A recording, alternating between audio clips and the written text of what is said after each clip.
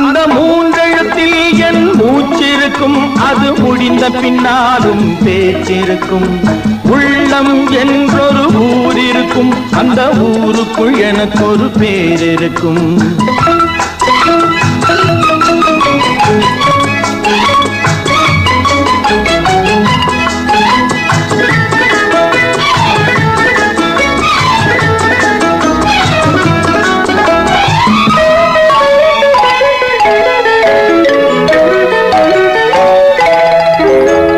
பதவி வரும் போது பணிவு வர வேண்டும், துணிவும் வர வேண்டும் தோழா.